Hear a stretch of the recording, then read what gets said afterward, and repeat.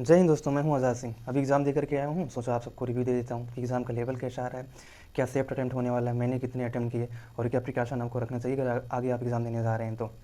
इन सारी चीज़ों के बारे में बात करने वाला हूँ। वीडियो को लास्ट तक बने रहिएगा। ज़्यादा टाइम ना लेते हुए वीडियो को शुरू करते हैं। सबसे पहले मैंने कितने अटेम्प्ट किए मैं आपको बता देता हूँ। मैं टोटल 84 क्वेश्चन अटेम्प्ट किए हैं। और सेक्शनल वाइज अगर बात करें तो मैथ में मैंने 25 में 25 अटेम्प्ट किए हैं, रीजनिंग में मैंने 25 में 24 अटेम्प्ट किए हैं, इंग्लिश में मैंने 25 में 22 अटेम्प्ट किए हैं। और इसके अलावा जीके जीएस में शायद थोड़ा सा मुझे याद नहीं है, शायद 12-13 अटेम्प्ट किए होंगे मैंने। तो सेक्शनल वाइज मैंने मेरा क्या अटेम्प्ट है मैंने आपको बता दिया। अब सेफ अटेम्प्ट की बात कर लेता हूँ। इसके बाद मैं बताऊँगा आपको क्वेश्चन का लेवल कैसा आ रहा है। ठीक है, पहले सेफ अटेम्प्ट की बात कर लेते हैं। सेफ अटेम्प्ट मुझे लगता है यूआर कैटेगरी से अगर कोई बिलोंग कर रहा है जिसने 73 टू 75 क्वेश्चन अटेम्प्ट किए हैं विद 90% एक्यूरेसी, अगर वो 67 और 68 क्वेश्चन सही करके आ रहा है तो मुझे लगता है वो सेफ जोन में है। अगर 67-68 क्वेश्चन आप सही करके आ रहे हैं और आपके 5-6 क्वेश्चन गलत हो रहे हैं तो फिर मतलब आप 130 प्लस हैं। अगर 130 प्लस है आफ्टर नॉलेजेशन, अगर आप मीडियम या फिर हार्ड शिफ्ट में पढ़ते हैं तो 10 से 15 नंबर का आपका इंक्रीमेंट होगा। मतलब 140 प्लस तो आप डेफिनेटली चले ही जाएंगे। तो 140 प्लस मुझे लगता है सेफ स्कोर होने वाला है। ठीक है, तो ये मुझे लगता है सेफ अटेम्प्ट जो मैंने बताया 73 टू 75 विद 90% एक्यूरेसी, ये होने वाला है। ठीक है, इसके बाद अगर मैं बात करूँ क्वेश्चन पेपर का लेवल कैसा रहा है तो ओवरऑल मैं अगर बात करूँ तो ईजी ही रहा है। ठीक है, अगर सेक्शनल वाइज बात करूँ तो मैथ ईजी रही है। ठीक है, अगर आप प्रीवियस ईयर क्वेश्चन पेपर करके जा रहे हैं तो आराम से 20 प्लस सही करके आएंगे। और 25 में 25 अटेम्प्ट करके आए तो इसमें कोई बड़ी बात नहीं है, समझ रहे हैं। रीजनिंग आसान आ रही है, यहाँ भी आप अगर प्रीवियस ईयर का जो भी पेपर रहा है वो सब कुछ सॉल्व करके जा रहे हैं तो सेम वैसे ही पूछा जा रहा है, आप आराम से इसमें भी 20-22 सही सही करके आएंगे। तो मैथ रीजनिंग आसान आ रही है। और मैंने अपने शिफ्ट के अलावा और पहले की जो शिफ्ट थी, बात की जो शिफ्ट थी, उनसे भी बातें बढ़िया से की। तो सबका लगभग कहना है कि थोड़ा सा हो सकता है चेंज हो रहा हो लेवल में, पेपर के लेवल में, लेकिन लगभग ऐसे ही आ रहा है। मैथ वगैरह आसानी पूछी जा रही, रीजनिंग वगैरह। इंग्लिश की अगर मैं बात करूँ तो यहाँ भी अगर आप मतलब कि बहुत अच्छी आपकी इंग्लिश नहीं भी है तब भी आप 18 से 20 शायद सही कर सकते हैं। कुछ दो चार ओकैब वगैरह जो हैं वो शायद थोड़ा सा अलग पूछी गई हैं। अलग मतलब जो प्रीवियस ईयर बेस्ड सिर्फ नहीं है, ऐसा नहीं है वो हार्ड थी, ये बस प्रीवियस ईयर की नहीं थी। तो इंग्लिश भी आसानी है। थोड़ा सा मैं आसान से इसको ईजी से ऊपर मानता हूँ क्योंकि मेरी इंग्लिश ऐसा नहीं है कि बहुत अच्छी है। तो जिसका इंग्लिश बहुत अच्छा नहीं उसको थोड़ा सा ईजी से ऊपर लगेगा, जिसका ठीक ठाक है उसको ईजी लगेगा। जीके जीएस की बात करूँ तो ये हमेशा की तरह ऐसे ही थोड़ा सा अटपटा सा आता है। जो करंट अवेयर पूछ लिए जाते हैं काफ़ी पहले के पूछ लिए जाते हैं। हाँ, कुछ अता पता चलता नहीं है कब का है। और इसके अलावा जो चीज़ें और भी पूछी जाती हैं वो भी थोड़ा सा, जैसे क्वेश्चन दे दिया उसके अलावा 4 ऑप्शन दे दिया, 4 बड़े बड़े ऑप्शन दे दिए। ठीक है, जैसे पीसीएस वगैरह में पूछा जाता है कुछ वैसे ही। तो जीके जीएस का आप शशि की जानते हैं, कुछ वैसा ही रहा है पिछले सालों की तरह। अगर आप 15 अटैम्प्ट करते हैं, 15-16 अटैम्प्ट करते हैं और 12-13 आपके सही हो जाते हैं तो आप मान के चलिए कि हाँ बढ़िया किया है अपने एग्ज़ाम में। और जो एवरेज दर्जे का है जीके जीएस में मेरे तरह, वो 8-10 भी सही कर रहा है तो खुश रहो उसमें, उतने में ही। तो ये मैंने बता दिया कि एग्ज़ाम का लेवल कैसा आ रहा है। कुछ क्वेश्चन में मेमोरी बेस्ड जो क्वेश्चन है मैं आपको बताने वाला हूँ यहाँ पे। सबसे पहले मैथ की बात कर लेता हूँ। मैथ में मेरी शिफ्ट में जो कुछ क्वेश्चन पूछे गए हैं वो बताता हूँ। सबसे पहला क्वेश्चन जो सबसे आसान क्वेश्चन था, और 3 डिजिट का मल्टीप्लिकेशन पूछा था। 277 इंटू 323 कितना होता है, पहला क्वेश्चन था।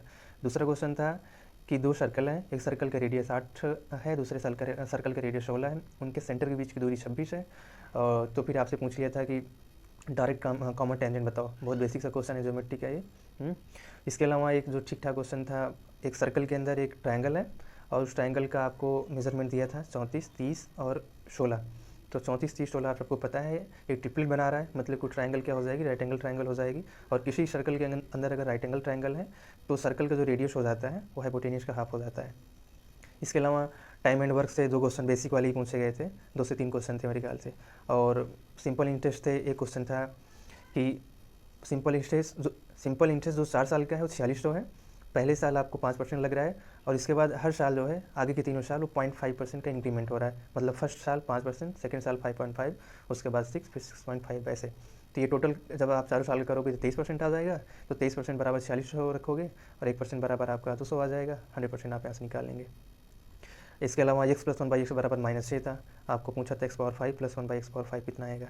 तो सिंपल सा बेसिक सा क्वेश्चन, फार्मूला बेस्ड। एक ट्रिग्नोमेट्री का फार्मूला बेस्ड क्वेश्चन पूछा था, cot square plus cosec square theta क्या sorry cosec square theta minus cot square theta पे पूछा था। ठीक है, और इसके अलावा अगर मैं कुछ और क्वेश्चन की बात करूँ तो आपका एवरेज से शायद एक क्वेश्चन था। सिंपल ही क्वेश्चन था, कोई हार्ड नहीं था। पीएमआई के कुछ क्वेश्चन रहे जो मैंने, कुछ क्वेश्चन आसान थे, कुछ क्वेश्चन ठीक ठाक थे जो मैंने आपको बताया। रीजनिंग का मैं अगर बताऊं तो एनालॉजी जो थी थोड़ा सा ठीक ठाक पूछी गई थी 2-3 क्वेश्चन। उसके अलावा जो सीरीज़ के क्वेश्चन थे और भी जो क्वेश्चन थे वो काफ़ी आसान पूछे जा रहे थे, उसमें कोई बहुत बड़ी बात नहीं थी। ठीक है, तो रीजनिंग एकदम आसान आ रही है, कोई बहुत बड़ी दिक्कत नहीं है। अगर आपने प्रैक्टिस की है ठीक ठाक तो फिर आराम से कर जाएंगे।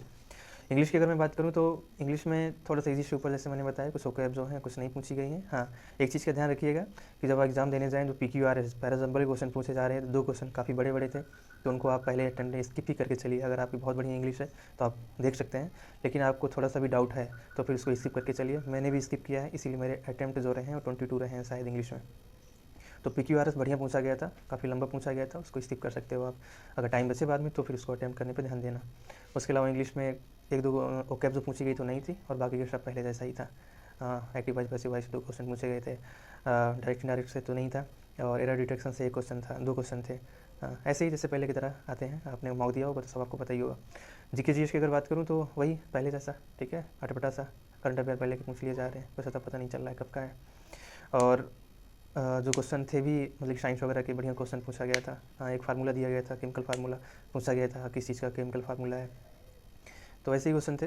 हाँ, जैसे पहले प्रीवियस ईयर पे जाते हैं, तो डरना नहीं है। कुछ चीज़ें मैंने आपको बता दी, लेवल कितना है और सेफ अटैम्प्ट कितना आपका हो सकता है, तो उस हिसाब से जाइए, उसी माइंड सेट के साथ जाइएगा।